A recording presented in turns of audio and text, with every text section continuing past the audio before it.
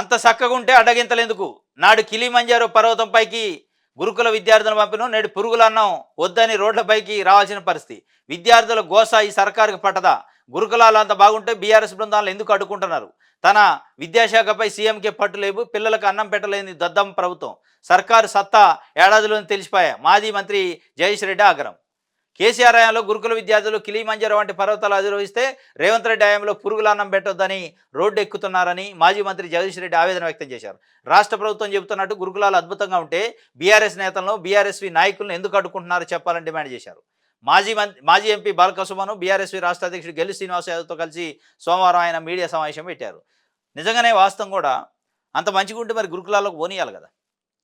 పోనిచ్చి చూసుకోండి, ఇగో మేము మంచిగా హైజీనిక్ ఫుడ్ పెడతాను, హైజీనిక్ కిచెను, హైజీనిక్ రూమ్స్ అని చెప్పొచ్చు కదా. ఏం తప్పేముంది?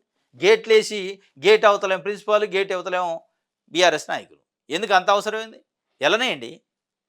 మీరు అంత మంచిగా ఫుడ్ పెడుతుంటే, నాణ్యమైన ఫుడ్డు, నాణ్యమైన విద్య ఇస్తున్నప్పుడు ఎందుకు భయపడాలి? అందుకే జగదీష్ రెడ్డి గారు అంటే అంతా సగ్గుంటే ఎందుకు అడ్డగింతలు? బీఆర్ఎస్ పరిపాలనా కాలంలో హిమాలయ పర్వతాలు ఎక్కారు, కిలిమంజరో పర్వతాలు ఎక్కారు, గురుకుల విద్యార్థులను అంత స్థాయిలో ప్రోత్సహించడం, డాక్టర్లు ఇంజనీర్లు అయ్యారు. ఇవాళ అన్నం మంచిది పెట్టడానికి రోడ్లకు వచ్చే పరిస్థితి వచ్చింది. పురుగుల అన్నం పెట్టొద్దు, మాకు మంచి అన్నం పెట్టాలని రోడ్డు ఎక్కి ధర్నా చేయాల్సిన పరిస్థితి పిల్లలకు వచ్చింది. ఆయన స్పష్టంగా చెప్తుండు,